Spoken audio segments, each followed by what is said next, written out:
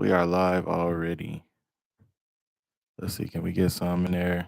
Can y'all hear me? Can y'all hear me? Here, let me pull it up on my phone, see if I can hear myself. Just to make sure. Gotta be sure.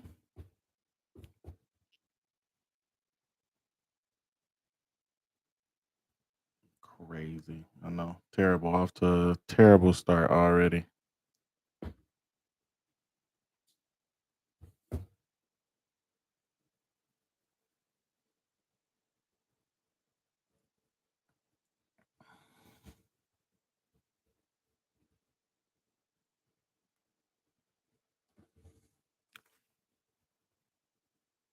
Can you hear me? Can you hear me? Ooh, I can be heard. All right. Hear me? Let's get out of there. All right, Bears fans. Good evening, because it's definitely extra super late. So I apologize for the lateness on stream, but I kind of just wanted to get this out there, get things started. It's crazy now thinking about the Bears are down for joint practices with the Colts. This to me has been a super crazy week. Hold on, give me 2 seconds. Just about to share the show real quick.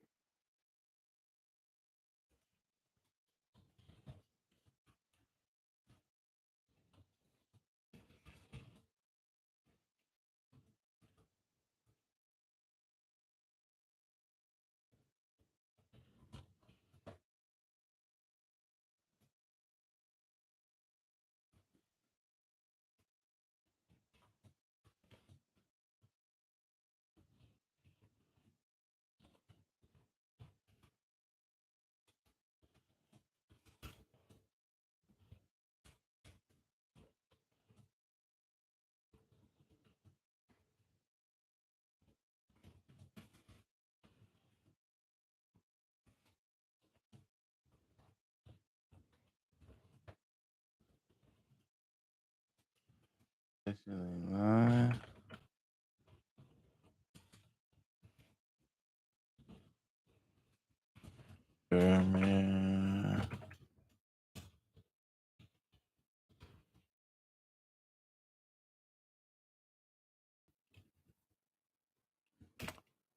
What's your best questions?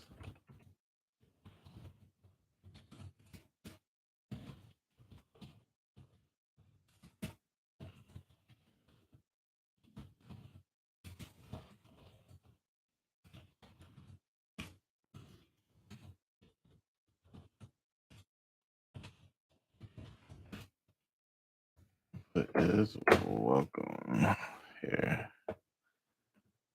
Let me post that, and then I'm gonna do one more to X because it ain't Twitter no more.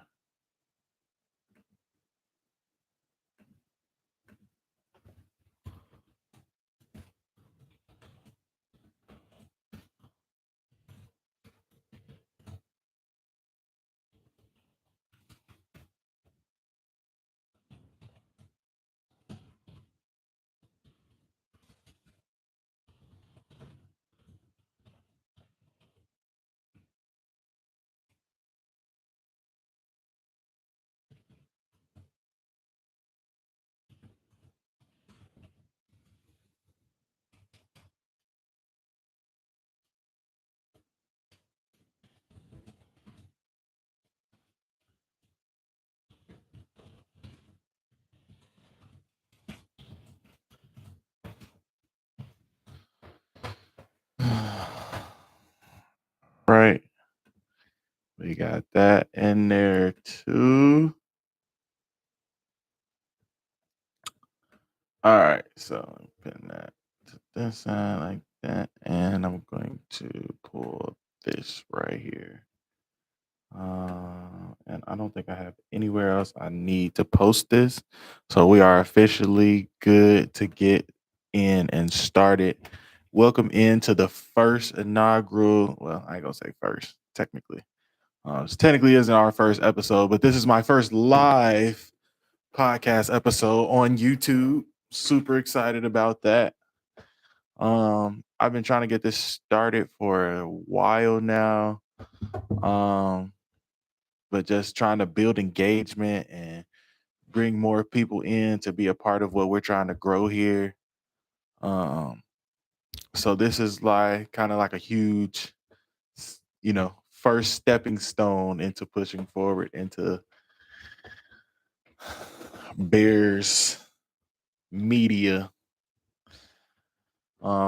Chicago sports media, let me say, because I support all teams. But this one right here will mainly be for our beloved Chicago Bears. First or second order of business is we're going to go ahead and we're about to get into first and foremost. We want to start off by getting into the Bears and Colts joint practices. Actually, no. I know I'm a little late on this, so I take this back. Back to back. I'm gonna actually officially start with things that I saw from last week, what I really enjoyed about the Bears games versus the Titans, and then I'm gonna kind of get into um, joint practices today, how things went, what I've been hearing. I'm not down there. I'm supposed to be there tomorrow. Um, I'm gonna make the drive down probably early around like 2ish. So I can be there by 4 when it starts. So I'll update you guys and let you know about that, how things go. But touching on things that I saw that I really, really liked from last week. Let's start with the fact that the O line looked good. Let's say that.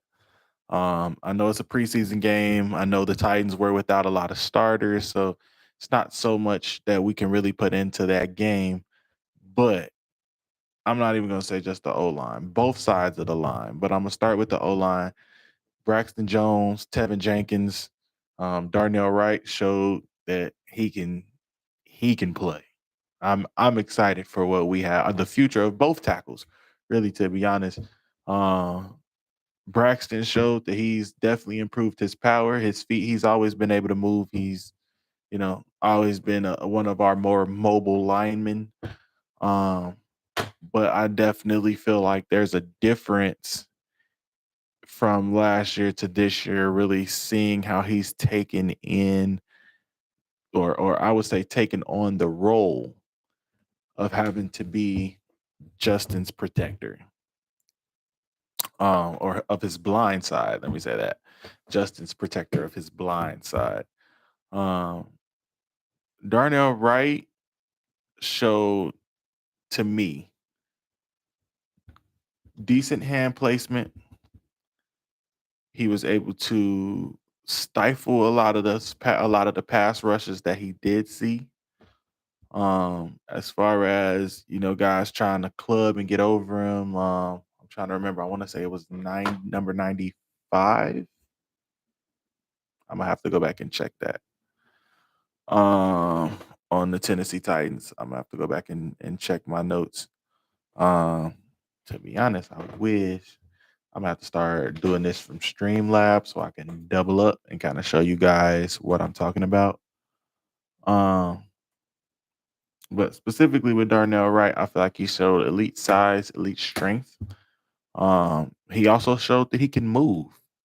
Like the same kind of thing I was just touching on with Braxton. I feel like Darnell Wright has the strength and he can move coming in.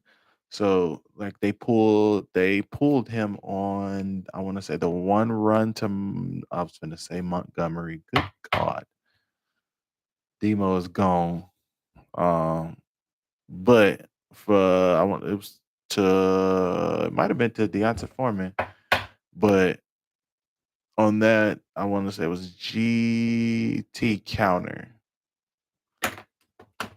GT counter. They pulled Darnell Wright. He comes from right to left.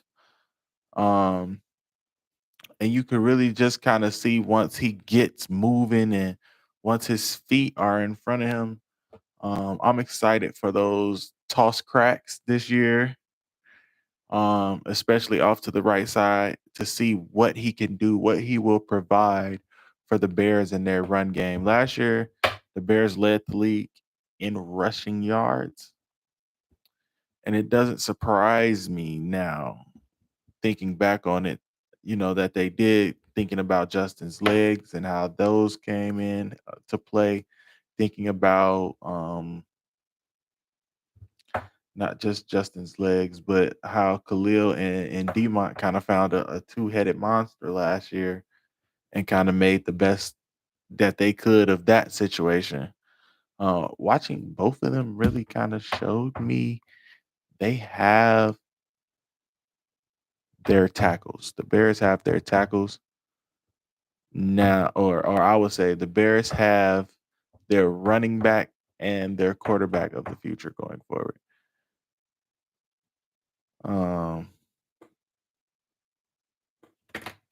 wait, let me see here. Give me one moment. And then,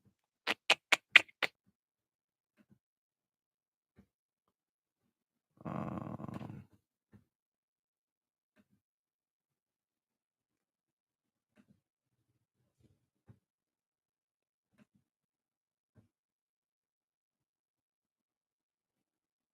mm,